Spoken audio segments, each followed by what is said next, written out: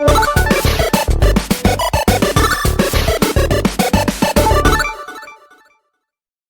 alaikum everyone. So our today's topic is sole trader. Basically, what is sole trader? Sole trader is a type of business which is run by only one owner, as in the name. Sole. Sole means one, sole trader.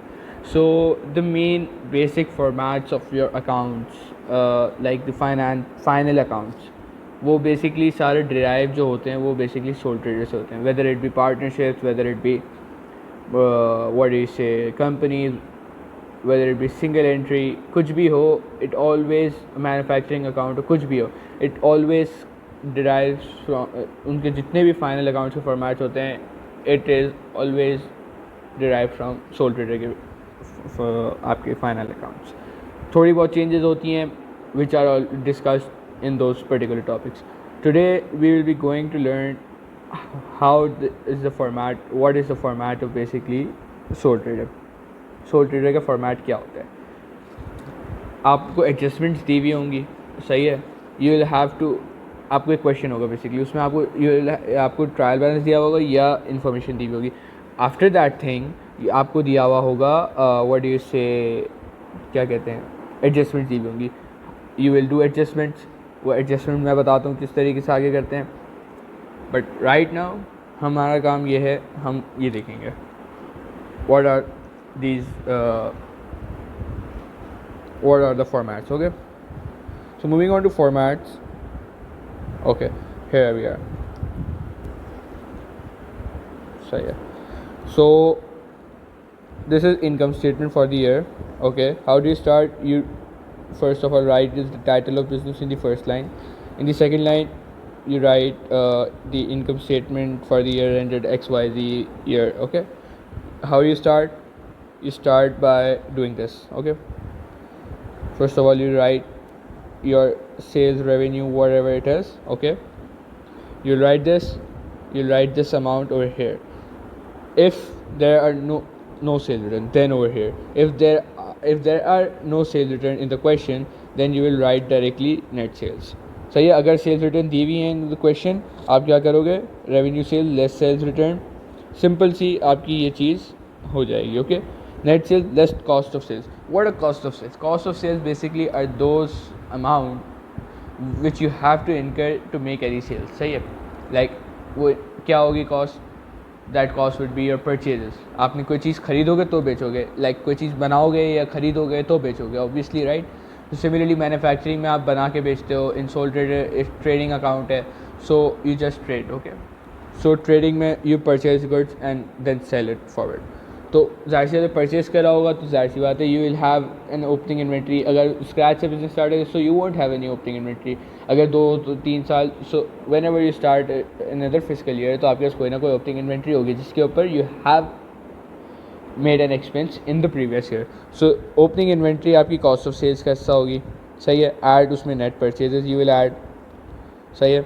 Net purchases add करनी है. अच्छा, what are net purchase? Basically net purchases are purchases, उसमें से purchase return. Like आपने purchase तो कर लिया but after that आपकी परचेजेस जो आपको रिकॉर्ड हुई थी in trial balance, that are the overall purchases made in the year.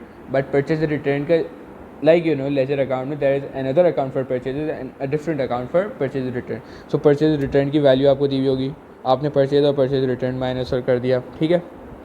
फिर उसमें आपको ज़ाहिर सी बात है जो कैरेज लगी होगी, ऑब्वियसली उसमें आपको कैरेज मंगाने की कैरेज लगी होगी, उसका चार्ज होगा जो भी, और XYZ डिलीवरी कॉस्ट जो भी.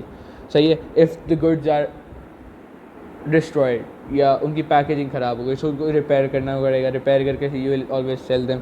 सो उसकी रिपेयरिंग कॉस्ट भी it will be your part of your purchases. Okay, so ये नेट परचेज हो गए. नेट परचेज आपने यहाँ लिख दी. ये जो इनकी इनिशियल कैलकुलेशन है you will do it over here. Okay, और इनिशियल कैलकुलेशन के बाद जो फाइनल अमाउंट होगी you will right over here. Okay, similarly with यही सीन हमने सेल्स में करा था कि इनिशियल अमाउंट हमने लिखी थी और इनिशियल अमाउंट ये रही calculations, and this is your final net sales की अमाउंट. सही है. अच्छा, ये ओपनिंग इन्वेंट्री और जो परचेजेस आपने ईयर में करी उसको एंड पे लाइक वो आपकी total cost of good cost जो है आपकी अवेलेबल फॉर सेल. सही है. इतनी अमाउंट आपके पास है जो आप सेल कर सकते हैं, इतने अमाउंट की गुड्स. उसमें से आपने ज़ाहिर सी बात है साल में जितने गुड्स बेचे हैं आप उतनी रिकॉर्ड करोगे ना, लाइक उसकी जो कॉस्ट होगी वो रिकॉर्ड करोगे. So what you will do is के you will deduct the cost, like purchasing cost जो भी होगी इन्वेंट्री की, you will deduct it like closing inventory के तौर पे, क्योंकि वो चीज़ तो अब अगले साल में चली गई, इस साल के लिए है ही नहीं. तो basically this closing inventory will be your opening inventory for next year. सही. सो लेस क्लोजिंग इन्वेंट्री, ये क्लोजिंग इन्वेंट्री लेस करी, दिस कैलकुलेशन, ये आपके जो final calculation final amount I by opening inventory add purchases and less closing inventory, this becomes your total cost of sales. अच्छा, cost of sales आप minus करोगे from your net sales like this.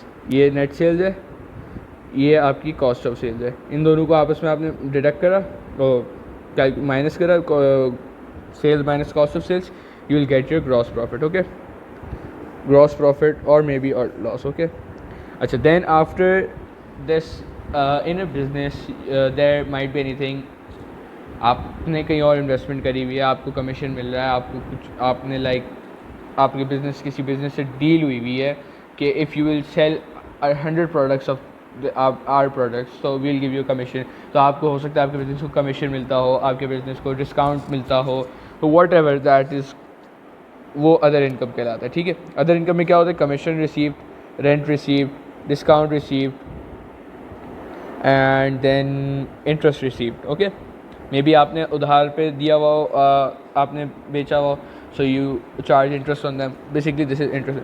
अच्छा, there could be a gain on disposal as well. What is gain on disposal? As we talked in depreciation chapter, accounting for non-current assets के chapter में जब हमने बात करी थी, उसमें ये है कि क्या कहते हैं, gain on disposal is basically when you sell your asset, उस पर जो आपको gain हुआ होता है, basically cost minus depreciation minus sale proceed की value. If it's negative value, then there is a gain on your asset. Depreciation के chapter की वीडियोस में you will find out. Okay, so gain on disposal हो गया, rent, commission receive, reduction in provision for doubtful debts. What is reduction in provision for doubtful debts? As we talked about in doubtful debts के chapter में कि if there is a reduction in provision, like एक साल में आपकी 1600 थी provision for provision and in the next year आपके trade receives बहुत कम हो गए, so your provision will decrease. मतलब आपका जो उसमें प्रोविजन डाउटफुल डेट की प्रोविजन थी that will decrease to like let's say 1000 थी एक साल में, नेक्स्ट ईयर वो हो गई 500, सो 500 will be your reduction, like it will be your profit, because पिछले साल आपने माइनस करा था ना 1000, बट दिस ईयर इट्स 500, सो आप 500 माइनस करोगे. टोटल इनकम आपने यहाँ लिखी और उसको ऐड करके यहाँ लिख दिया इन ग्रॉस प्रॉफिट. ठीक है, now we come to expenses. Expenses में आपका क्या क्या आता है? एक्सपेंसेस में wages and salaries, easy by name, insurance paid, easy by name, depreciation you calculate as per the requirements of the question, whether it be straight line method, reducing balance method, whatever it is, आप उसको depreciation calculate करके यहाँ लिखोगे. Loss on disposal, we know what is the loss on disposal. When we dispose non current assets it could be either a loss or a gain. If it's gain we put it in other income, if it's a loss we put it in expenses. Okay, discounts allowed, the discounts we give to our customers. Repairs, there could be repairs of our, like for example there is a non current assets, machine है हमारी, machine में कोई ख़राबी हो गई, there is a POS, point of sale. In a trading business there could be a point of sale. Point of sale का computer ख़राब हो गया, रिपेयरिंग हो गया. Heat and light, heat and light basically is the electricity bill or anything general expense, anything general expense हो गया, heat and light, like electricity bill, gas bill, water bill, whatever it is, that is known as heat and light. You all calculate this amount, सही है, add करो और यहाँ total expenses लिख दिया. Then what you do, इसकी जो other income के बाद की वैल्यू थी, यू डिडक्ट योर एक्सपेंसेस, सही है, from that amount and you will get net profit और लॉस. कुछ भी हो सकता है, profit loss, whether it is if it's positive then it's profit and if it's negative then it's loss. Let's talk about now adjustments. What are adjustment? Adjustment basically आपके ना additional information दिए हुए होते हैं, लाइक इफ इट्स ओइंग, सही है, expenses owing, which mean expenses हम लिखते हैं expenses owing, This expense could be motor expense, general expense, heat and light expense, anything. It could be anything. Okay, expenses owing. What does this mean? It means you have to pay. This will go where this is this year's expense, right? So you have to pay. आपका इसी साल का expense है, right? So this should go in this year's income statement. So add in expenses, जो भी relevant expense होगा उसमें add होगा, सही है. अच्छा, एक और होगा, you have to pay in future, so it becomes your liability. Okay, liability हो गई. liability current liability होती है. This would go as accrued expense in current liability. सही है. अच्छा, income prepaid. Similarly, आपने किसी को देना था, आपको इनकम मिलनी थी. ओके, आपको इनकम मिली बट पहले मिल गई. अगले साल की इनकम है, आपको पहले मिल गई. So what you have to give your service. सही है, you have to give your service. So this becomes your current liability obviously. सही है. This could be anything. Maybe आपको रेंट पहले मिल गया हो, मे बी आपको डिस्काउंट पहले मिल गया हो एंड आपको गुड्स नहीं मिले हो and you have got the discount. Anything is possible. Basically rent prepaid ही होता है ज़्यादातर. रेंट रिसीव जो प्रीपेड होता है. Okay, so this becomes your current liability as well. फिर आता है expenses prepaid. Any expenses like we discussed above. Okay, you have paid before getting the service. So इसका मतलब क्या है कि आपने पहले पे कर दिया है, सही है, बट आपको मिला नहीं है. आपको मिला नहीं है जब एक्सपेंस, आपको अपना चीज़ मिली नहीं है and you have paid it पहले से. सो मतलब इस साल में तो आपकी वो अमाउंट नहीं है ना. आपने इस साल के एक्सपेंसेस में तो नहीं आएगी because you have paid for future expenses, right. So it will be deducted minus from expenses. सही है, minus from expenses, add in assets, current assets. Why? Because you have already paid. So अगर आपने पे नहीं करा होता तो this amount would have been in your bank, but you have already paid, so this becomes your expense. और आपने उसकी सर्विस ली नहीं है, so this become your asset. Okay. Similarly यहाँ पे इनकम प्रीपेड में मैं एक चीज़ बोलना भूल गया. इनकम प्रीपेड में what will it be कि ये होगा आपका इनकम आपको पहले से मिल गई है for future, so you will deduct. सही है, minus from income. Similarly income accrued, same इसकी जो ट्रीटमेंट होगी it would be same as expenses prepaid. But income आपको मिली नहीं है, आपको मिलनी चाहिए थी इसी ईयर में, but you haven't received it. So you add it in your income, you add it in your asset. Why an asset? Because आपको इसी साल मिलनी चाहिए थी and you haven't got it. तो मतलब समझो ट्रेड रिसीवेबल के तरीके से एक चीज़ हो गई. Okay, now moving on to this statement of financial position. सही है. So similarly you start with of writing the title of business, statement of financial position for the year XYZ. अच्छा, you start with non-current assets, move on to current assets. सही है. We do this with the equation assets is equal to capital minus liabilities. सही है. तो asset is equal to capital plus liabilities. So basically assets should equal capital and liabilities. So assets का यहाँ total आया, total assets. सही है. This should equal to capital की amount, ये रही capital की amount. सही है, plus liabilities, ये रही liability की amount. So capital plus liability, this amount basically, the amount highlighted in red,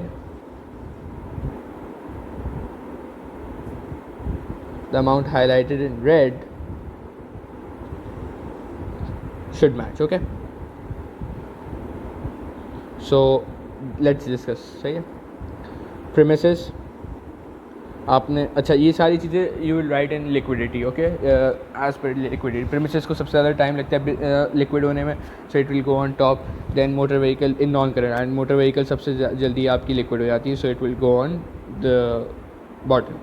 premises equipment, जो भी जितने भी नॉन करंट एसेट आपने लाइन में लिखे, फर्स्ट लाइन में उनकी कॉस्ट आ गई, दूसरी में उनकी एक्यूमुलेटेड डेप्रिसिएशन सारे साल की, and then net book value उसका टोटल लिख दिया.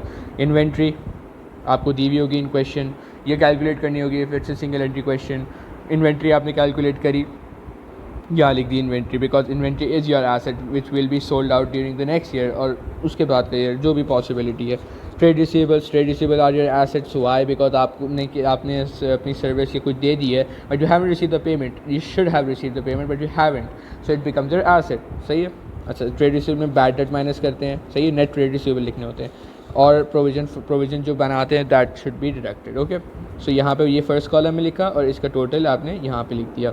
सही है। Then it come other receivable. What are other receivables? मैंने एडजस्टमेंट्स की बात करी। एडजस्टमेंट में we check that prepaid expenses and accrued income, these amounts were that जो आपको मिलनी चाहिए थी but you haven't receive them, so it becomes your asset. तो आप इसको इस तरीके से लिखते हो। Okay, prepaid expense and accrued income, यहाँ लिखा cash at bank, cash at hand, यहाँ लिखा टोटल करंट एसेट्स। सही है। तो ये total current assets and total assets को ऐड करा, you will get this red वाली हाईलाइटेड अमाउंट जो हमने पहले बात करी। Okay, this amount.